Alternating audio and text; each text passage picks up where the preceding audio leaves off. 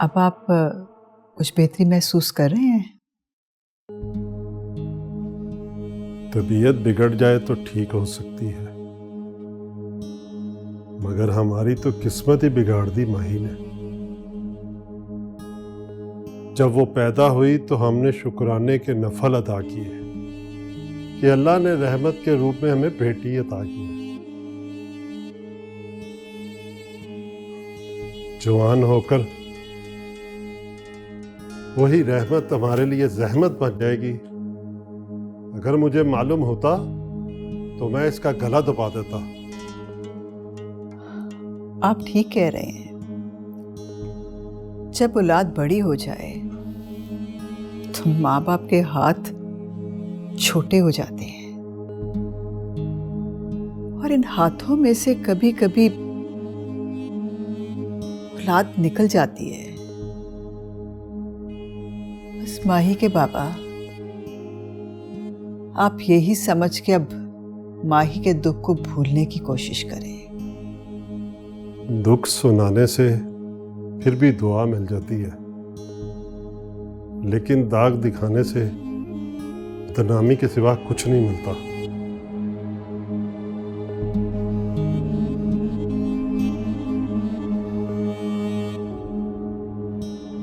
जी, क्या मसला है आपका? कब से? 3 दिन से। 3 दिन से? सर्दी भी लगती है साथ? गला खराब है? हाँ जी। ठीक है। क्या नाम है आपका? माही। उम्र कितनी है आपकी? 24।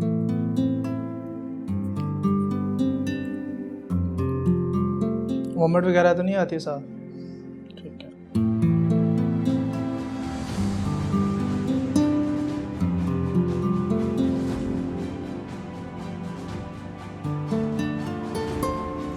ये आप काउंट करके बुखार चेक करते हैं आपका।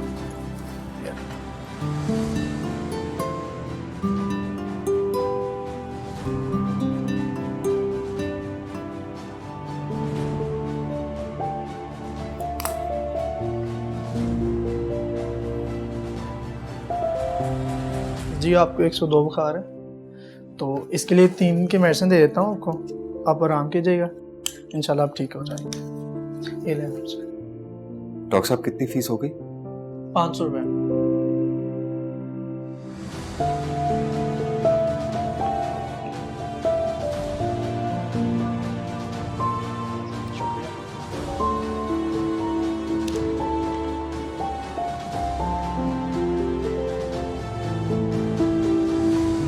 थैंक यू डॉक्टर साहब। हाय शाबाशे।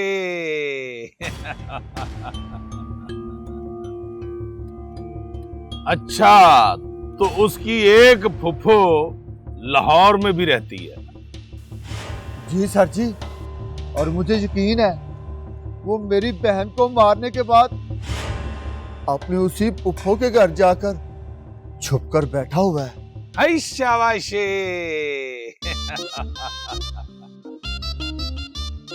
अच्छा, ये तो बता, लाहौर के किस इलाके में रहती है उसकी फुफ्फो? ये नहीं पता। ये नहीं पता? वो कमाल है। और तुझे अपने बहनोई की फुफ्फो के घर का ही नहीं पता है? सर, मैं आपको पहले भी बता चुका हूँ, मेरी बहन ने लव मैरिज की थी और मुझे सिकंदर के रिश्तेदारों के बारे में नहीं पता। शादी के 2 माह बाद ही मेरी बहन खामद से झगड़ कर अपने घर वापस आ गई थी। ओए नवाज। जी अखा सर। वो देखो ये कितना समझदार बनता है। ये कहता है कि मैं सू लगा के आया हूं कि इसकी फुफी लाहौर में रहती है। ओए, लाहौर किसी महल्ले का नाम नहीं है। अच्छा जी। 1.5 करोड़ आबादी वाले शहर को लाहौर कहते हैं और उस लाहौर में कई मोहल्ले, गलियां, इलाके हैं, कई खालाएं, फुफियां रहती हैं और वहां कौन किसी को ढूंढ सकता है। ये रखो। आप जा रहे हैं? हाँ, जमीनों पे कुछ काम है, फिर जल्द मुलाकात होगी।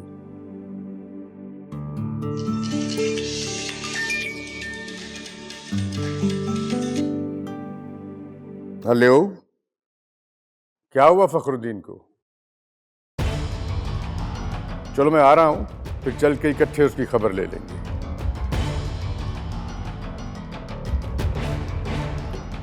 आप फोन सुनकर कुछ परेशान हो गए, क्या हुआ? कौन है फखरुद्दीन?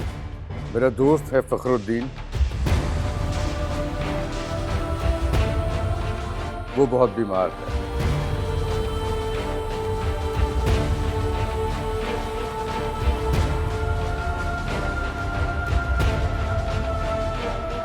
अच्छा, अब मैं चलता हूं।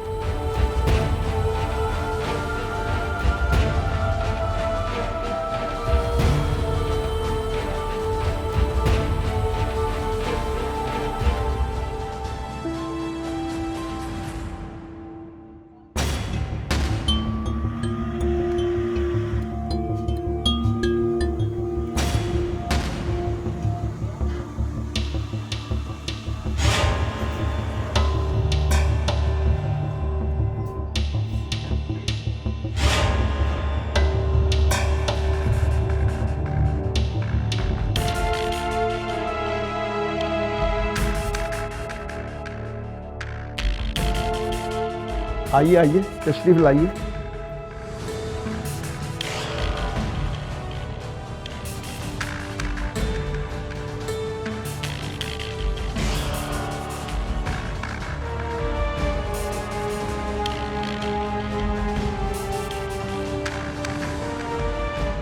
तशरीफ रखिए, मैं उन्हें इत्तला दे के आता हूँ।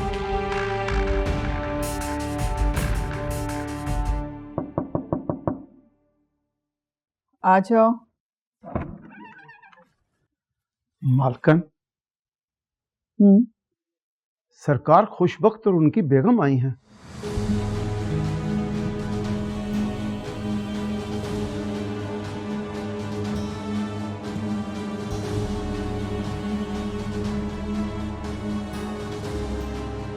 खुशबख्त और उनकी बेगम आए हैं? कहाँ बिठाया उन्हें? ड्राइंग रूम में।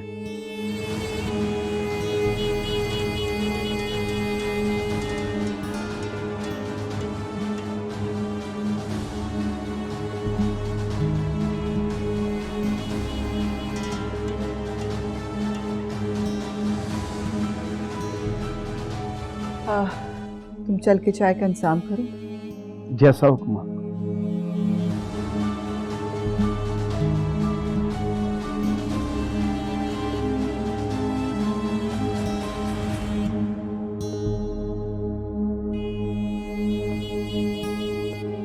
अस्सलाम वालेकुम।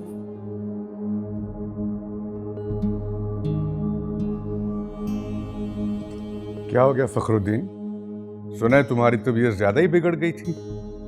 मैं लाहौर था, मुझे बताया सईदा ने, तो मैंने कहा कि तुम्हारा हाल चाल पूछूं। आते ही कहने लगे कि भाई फखरुद्दीन की खैर खैरियत पूछ आई। आप लोगों का बहुत बहुत शुक्रिया कि आप आए। शुक्रिया कैसा भाभी? फखरुद्दीन से हमारा जिगरी याराना है। मगर मैं तुम्हारे याराने का भरम नहीं रख सका। मैं सचमुच बहुत शर्मिंदा हूं।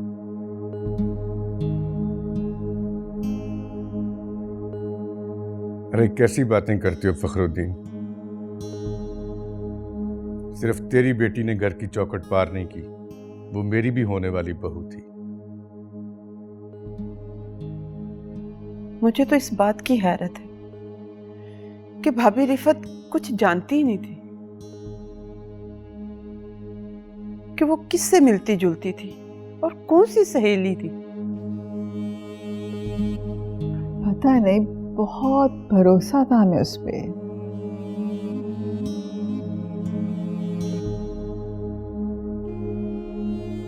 सईदा, मुझे तो उम्मीद ही नहीं थी कि वो ऐसा कदम भी उठा सकती है? खैर, जो होना था हो गया। मेरी ये सईदा की कोई बात बुरी लगी हो तो उसके लिए हम माजरत चाहते हैं। बाकी तुम भी कोशिश करो उसे ढूंढने की, और मैं भी भरपूर कोशिश करता हूं उसे ढूंढने की।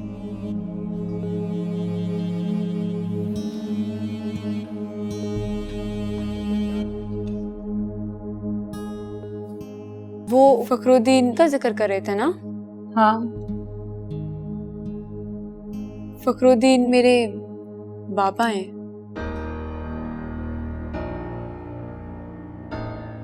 अच्छा, तो मैं सोच रही थी तुम्हारे सरकार मेरे बाबा को जानते हैं।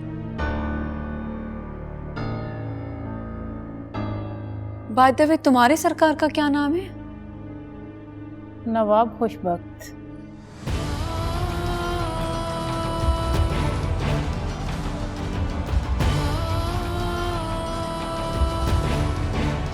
नवाब खुशबख्त?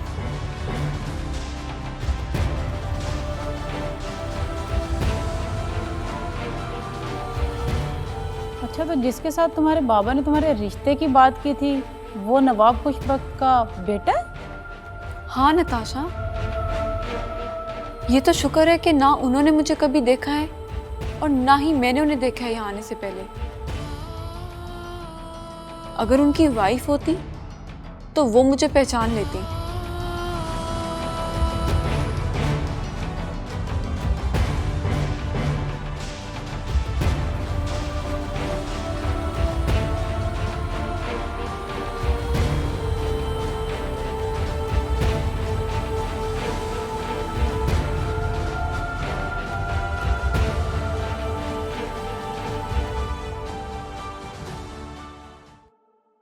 मेरा अब यहाँ रहना ठीक नहीं। तो फिर कहाँ जाओगी तुम? वो मैं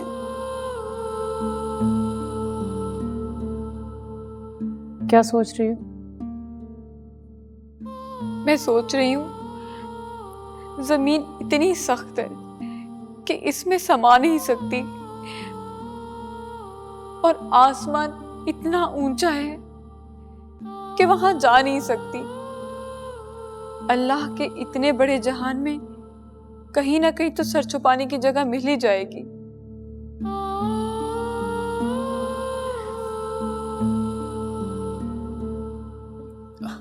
पप्पो, ये पैसे रख लो। इतने पैसे कहाँ से लाया है? पप्पो, तनख्वाह लग गई है 20,000। 5,000 मैंने अपने खर्चे के लिए रख लिए, 15,000 तू रख ले। पर पुत्र, तू ये तनख्वाह मुझे क्यों दे रहा है? पुत्र भी कहती हो और पूछती भी हो।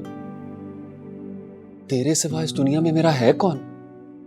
तुझे नहीं दूंगा तो और किसे दूंगा? सलमा, नी सलमा। हाँ माँ। देख, सिकंदर मुझे तनख्वाह दे रहा है। तो फुप्पो कुछ गलत तो नहीं कर रहा ना? सिकंदर, तुझे पता है ना कि सलमा के अलावा मेरी कोई औलाद नहीं है। मैंने और सलमा के बेइज्जती बाप ने बेटे के लिए बड़ी मन्नतें की, बड़े तवीज धागे करवाए, पर रब ने हमें बेटा ही नहीं दिया। मैं तो नाउम्मीद ही हो गई थी। सोचती थी कि बेटे की कमाई मेरे हाथ की लकीरों में ही नहीं लिखी, पर आज तेरी तनख्वाह पकड़ के लगा कि रब अपने बंदों की उम्मीदें कभी नहीं तोड़ता। पुत्र की प्यास का जो छाला था ना मेरे दिल पर, वो आज तूने खत्म कर दिया। सलमा, ये पैसे पकड़ और इन पैसों में से ना 1,000-2,000 की ना न्याज दे देना।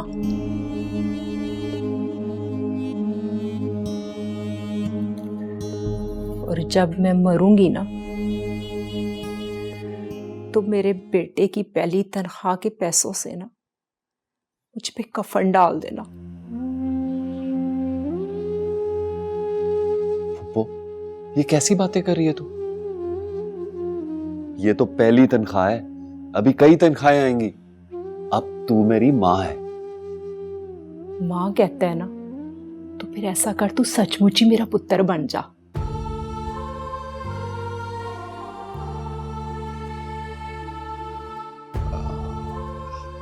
सचमुच मतलब? सलमा, तू अंदर जा।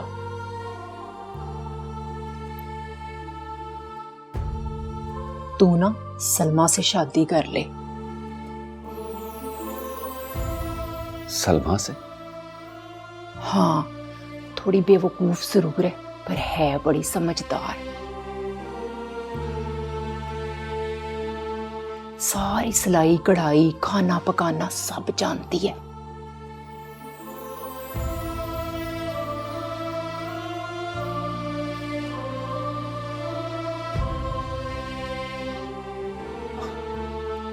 ठीक है पप्पो, मैं सोच के बताता हूँ।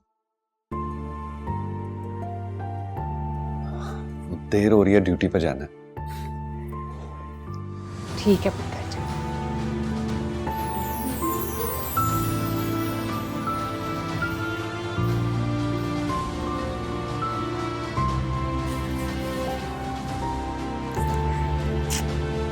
अरे यार, कभी तो खुद को रिलैक्स कर लिया करो।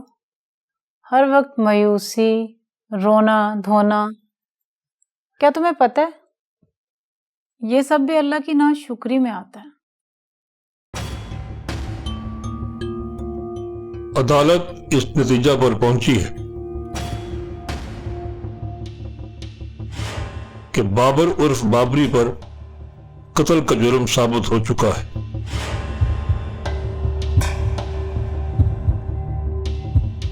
लिहाजा ज़ेरे दफा 302 के तहत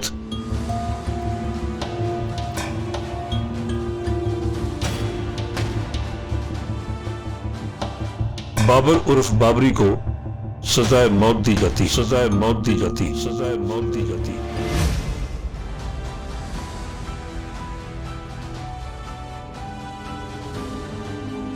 हसन खेड ले गयो नाले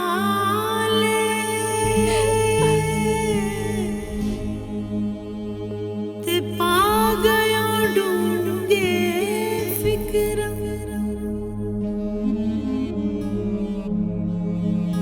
पाटी पुरानी वांगू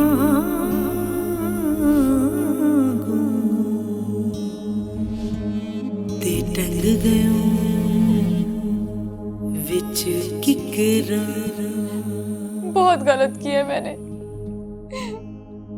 मैं नहीं जानती थी कि मेरी वजह से मेरी पूरी फैमिली का शराजा बिखर जाएगा।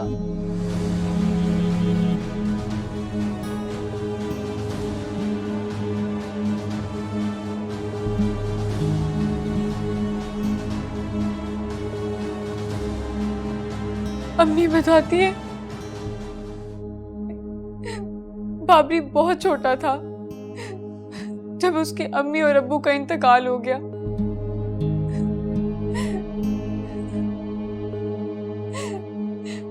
मेरे बाबा ने उसे अपने बेटे की तरह पाला था।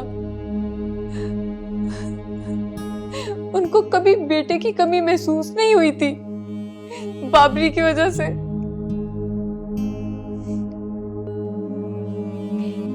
मैंने घर से भाग के बेटी तो छीन ही ली थी, लेकिन मैंने उनसे उनका बेटा भी छीन लिया।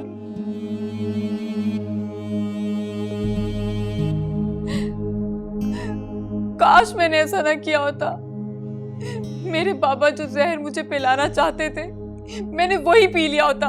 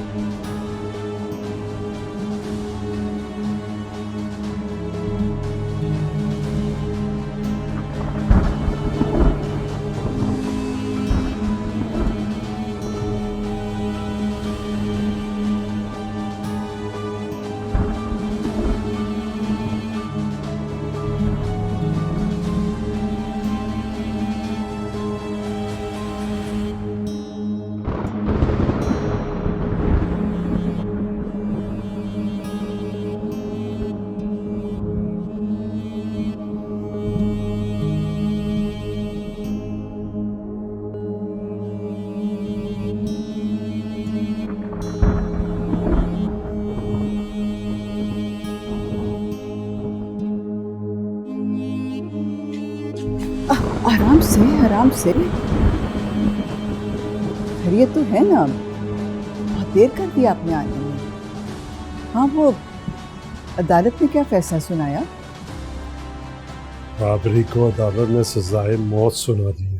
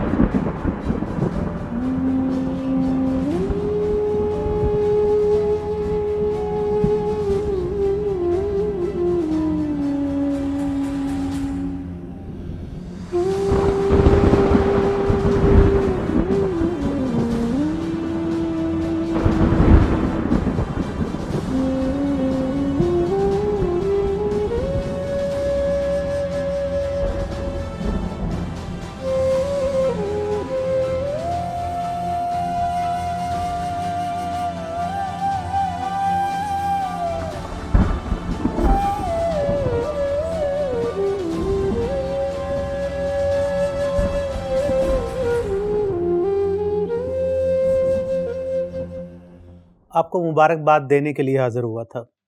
मुबारकबाद? सेशन कोर्ट ने आपके बेटे के कातिल को सजाए मौत का हुक्म सुना दिया है।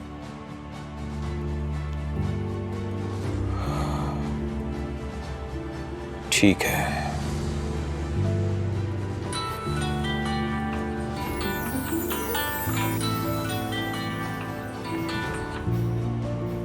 हेलो, कौन?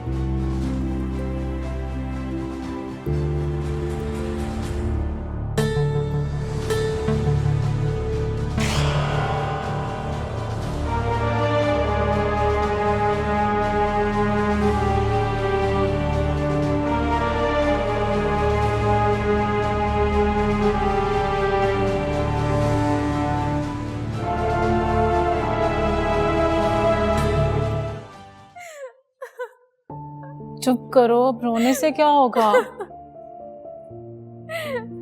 मेरी वजह से मेरे कजन बाबरी को सजाए मौत का हुक्म दे दिया गया।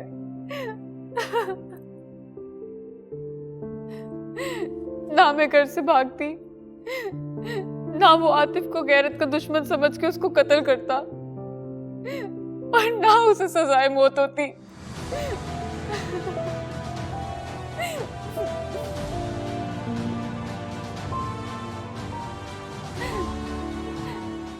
मैंने तो सिर्फ प्यार किया था।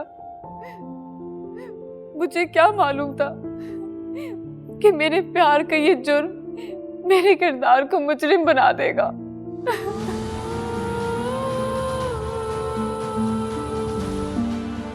ये प्यार है ही बड़ा कमबख्त।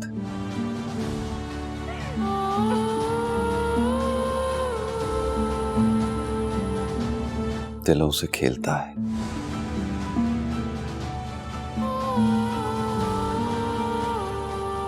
दरिया की तरह हूं तो उतर जाता है,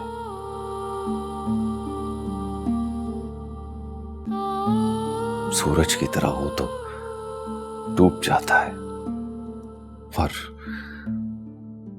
अगर दिए की तरह हूं तो बुझ जाता है।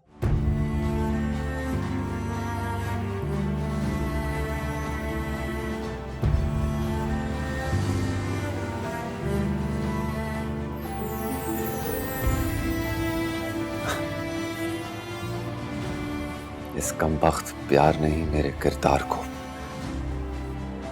मेरे बीवी के लहू में डिपो दिया।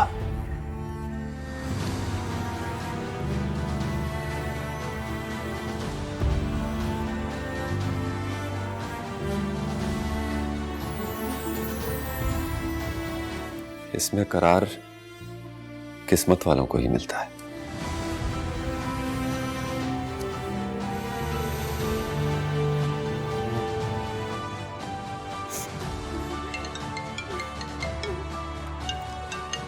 सरकार की तो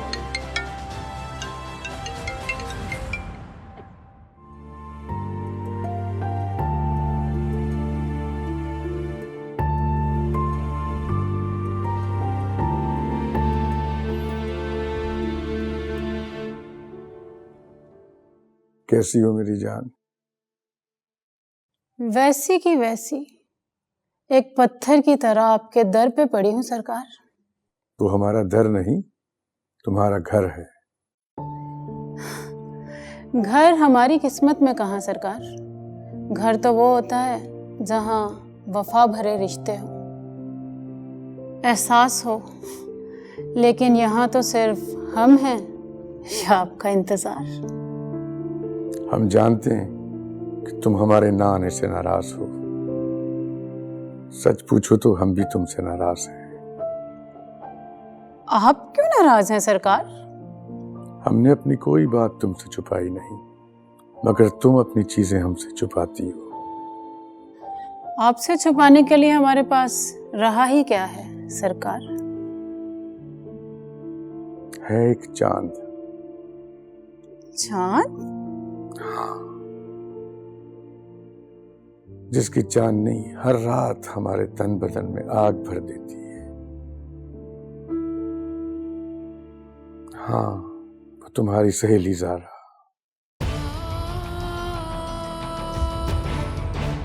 ज़ारा? ज़ारा का नाम सुन के कांप गई ना तुम्हारी आवाज। सच पूछो तो जब हम भी उसे सोचते हैं तो दिल की नाजुक रगों में लहू की गर्दिश तेज हो जाती है।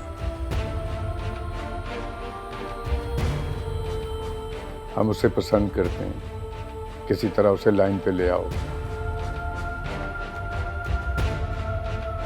कुछ वक्त तुम्हें खुश कर देगा।